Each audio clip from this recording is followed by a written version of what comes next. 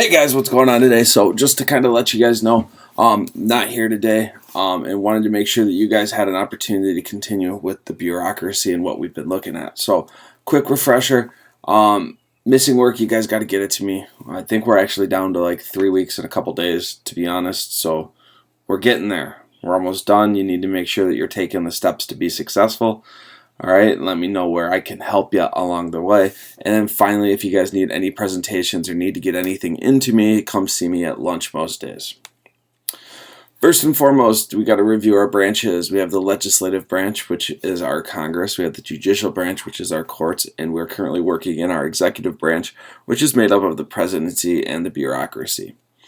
We're focusing on the bureaucracy today, as we have in the past, and the bureaucracy is made up of bureaucrats or our civil servants. These people work for government agencies and serve the public of the United States in the work that they do. A lot of times this is not the most high-paying position, but it is very guaranteed, safe-ish type of work. But what you see with this bureaucracy and what it's made up of here is you see that these people are all really content area experts, and they are the ones that advise and make decisions. So today I wanted to talk about how the bureaucracy influences the policy of the United States. And I think it's really important that we look at the how and why here, right? So how they do it first, and we're going to talk about why they do it next. So when we talk about the bureaucracy and policy, what we're talking about here is we're talking about, the people that help influence what Congress, the president, and the courts do. And that's what the bureaucracy is. They're the ones that have the greatest impact on our society and the things that they do. So federal bureaucrats make policy in several ways, including they make rules, they're involved in lawmaking, they settle disputes, and they provide advice. And I want to go into detail on each one as we start to look at it, but I'd like you guys to think briefly, what do you think making rules looks like? What do you think involvement in the lawmaking looks like? And what do you think settling disputes looks like? What about providing advice? How do you think bureaucrats provide advice? And I want us to talk about those each in depth. Making rules. Bureaucrats shape the laws passed by Congress of the United States. Congress does not write laws that are easily translated into action. So we need a group of dedicated individuals who are content area experts to come in and basically say this is the way that we will apply and enforce this law. We pass a law about, all of our corn has to be this shade of yellow. Okay? The Department of Agriculture is going to step in and say, here's how we're going to enforce this, here's how we're going to do it, and here's how we're going to put it into action. And that's exactly what the bureaucracy is doing. The bureaucracy is making sure that we have this to do everything that we need to do, and that we're able to get this done. And it's so important for what our society needs, right? We need people that help us develop and apply and enforce these laws. And that's really what the bureaucracy does. The bureaucracy also has involvement in the actual lawmaking, right?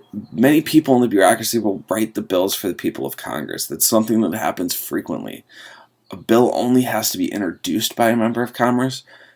It doesn't need to be written by a member of Congress. So the bureaucracy can write laws that are introduced into Congress and passed into law, right? They can testify as witnesses to Congress for the need of those laws, right? They could go to the courts and testify, this is what we meant to say with this law, or this is how we've been enforcing this law. And it's so important that the bureaucracy does this, right? It is very, very important that the bureaucracy does this because we have 435 lawmakers and we have one president, and we have all of these people that are involved in public policy making and shaping, right? But the president and Congress may not know much about agriculture. It's important that we have people that know about agriculture that are involved in the lawmaking with this. All right? So a lot of these ideas are coming from within the bureaucracy itself. All right, it's one thing that we definitely see as something that is rather important when we look at that, right? So we see that. For example, in the 1980s, there was a division created in the Department of Justice that came from an idea within, that basically kind of came up with the Law Enforcement Assistance Administration. And what they did is they drafted some safe street stuff for us, right? We also see some hospital administrators and labor unions worked with the Department of Health and Human Services to make life better, right? So we see that as something that can be happening here, right? The bureaucracy can also settle disputes, right? Bureaucrats and agencies decide on the application of a law or set of laws. The bureaucratic agencies act almost as a court in these circumstances. So they're acting like a court. They're deciding if these laws are just or not. And it's very important that we see that. Agencies can also hear and decide disputes between parties that are unclear or that the agencies have regulatory power in. So like if I am the Department of Agriculture and there's a debate about something in the Department of Agriculture, I can do that. If I'm the Department of Justice and there's a debate in enforcement of law, I can look at that and settle that. And there are all these things that are here. Again, this is kind of acting like a court. When we think about the court and what the court does, the court is really just kind of making sure that we are following the law. And what this will do is it'll put that into place as well. The last one is they provide advice. Bureaucrats advise top-level decision makers is what it comes down to. The president surrounds himself with bureaucrats on his cabinet or her cabinet. And what they do is they continuously go to these people for that information. These people are some of the smartest people in the country in each topic. Jack Lew, our Secretary of Treasury, is one of the foremost people that deals with, macroeconomics as a whole. And it's very important that he is very good at that. These agencies are always collecting and analyzing data, such as like how many bald eagles are left, or, how many miles of road have we added this month. And they use this to advise policymakers and make sure that we're making the decisions that are necessary for our country to be a better place. All right. And the bureaucracy is always doing that. And it's so important that they do that because, again, 435 congressional members, right? A president, they're not going to be experts in making a road or building a bridge or understanding the need for increased and better infrastructure, right? They're going to rely on the Department of Transportation for that. They're going to rely on other groups of people that are going to be there to assist rather than, simply keep it the way that it is and just kind of make a decision without knowing. So a good president surrounds himself with good bureaucrats, and these bureaucrats advise the president on what to do. So why does the federal bureaucracy make policy? Like, where do they get this power? Why do they think they're this important? And really, it comes down to 5 reasons why they make policy. First, the growth of the nation, right? We'll talk about that. We'll talk about the international crises that led to the growth of the bureaucracy and how they make policy. Next, we'll look at economic problems, citizen demands, and ultimately the bureaucracy's purpose. Right? The bureaucracy does have a purpose, and that purpose is to be the bureaucracy. And it's important that they are being successful in everything that they're doing. So when the nation started out, we had 3 departments. That was it. We had nothing else. Just three cabinet positions. George Washington had 3 advisors. That's true. We went through all of the advisors earlier this week to the president right now. There's much more than 3. Right? But as the nation grew, the bureaucracy grew. Lawmakers and the presidents do not have time to oversee. I keep hitting on this fact that there are 435 congressional members and 1 president, and they don't have time to be experts in things like wastewater treatment. So they're going to have an agency that deals with that. So the bureaucracy steps in to oversee items and advise these people, and it's necessary as our nation has grown. I don't believe we've had a president yet that is a rocket scientist. Yet we still have a space program. So the president's not heading up our space program. Our president has appointed somebody to a position to oversee our space program. International crises pop up all the time. During the Cold War from 1946 to 1991, remember that's that war where the Soviet Union and the United States didn't really fight each other They just kind of like proxy battled each other for influence and power because we were scared of ideas, so forth and so on. The bureaucracy grew so that we could compete with the Soviet Union. Right, the Soviet Union, as a communist country, had all of the resources of the government at their hand, and we started to grow our bureaucracy to do that. So agencies like the Department of Defense popped up, right, to deal with giving aid to foreign countries so that they follow our sphere of influence opposed to the Soviet Union. So they're kind of there to kind of assist in that. And we also see the National Aeronautics and Space Agency, commonly referred to as NASA, be created here because, well, frankly, the Soviets were exploring space with Sputnik. They sent the first satellite up into the orbit of the Earth in 1957. So we decided that it was time for us to start looking at that too. And it started an entire space race between the two countries. You saw, the Soviets going after trying to get to the moon, and you saw the United States going after trying to get to the moon. And the United States would win that race and spend. And there's always that funny joke too. The bureaucracy of the United States spent millions of dollars trying to develop a pen that worked in zero gravity environment because the pen kind of drains through the bottom, so it won't work for a long time upside down. So we spent millions of dollars doing that, and the Soviet Union decided to use a pencil. Just think about it. The easy solution, and our bureaucracy sometimes gets in the way with that. But again, our bureaucracy is the reason that the United States was the first to the moon. The reason that the United States is one of the leaders in space exploration to this day, right? And we definitely see that these groups oversee the growth and development of the United States, both domestically and abroad. And that's how the international crises part of this works. Is that we see that happening, we see this as a need, and we make sure that we're meeting it. Next, we had some economic problems at home. A little thing called the Great Depression. It was a sad, sad time for all involved. Well, not really. It was just a tough time. We saw all kinds of different things during the Great Depression. You saw the Dust Bowls out west. You saw mass migrations from people from Oklahoma to the southwestern United States. You saw unemployment rates of 25, 30% in northern industrial cities. It was a bad time, right? All caused by poor economics. Right? Pay for something in full, don't buy something on credit.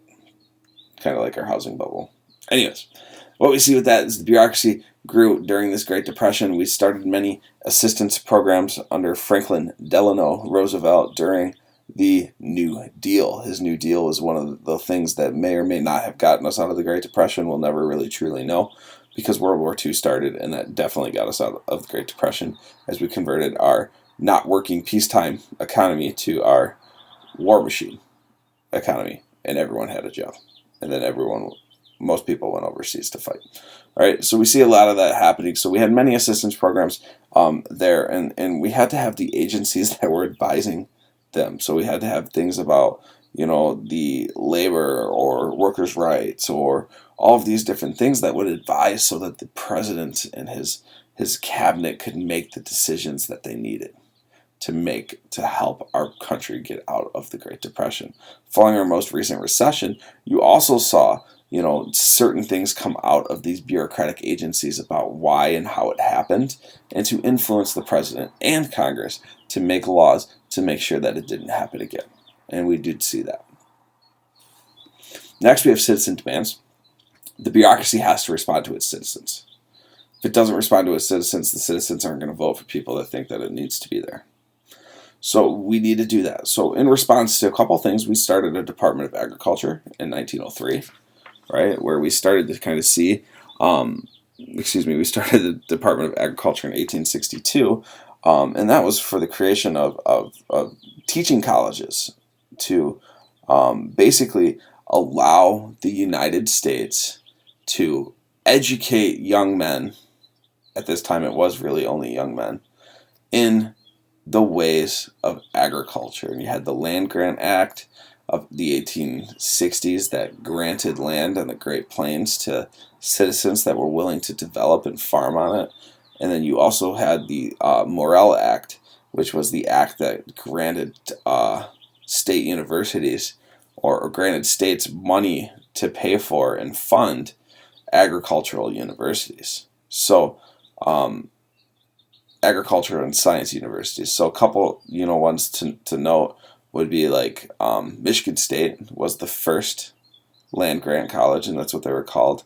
Purdue was also took a lot of money there, and then you also had a school like Penn State had a lot. So you saw a lot of this taking place and growing during this time because we saw a lot of different things happening, and we saw a need and we made sure it was there. 1913, we saw the creation of the Department of Labor, and this Department of Labor was created because, well, basically we saw all kinds of different things happening to our workers. And if you guys remember, in economics, we read a part of the jungle. And in the jungle, we read about the terrible industry of meatpacking and how, as a worker, you could be pushing old sausage through the grinder and then push your hand in and lose it. And that's not fun because you can't work anymore. So we started to see kind of ways where we had the Department of Labor come in to create reform needed for citizens to be safe at work.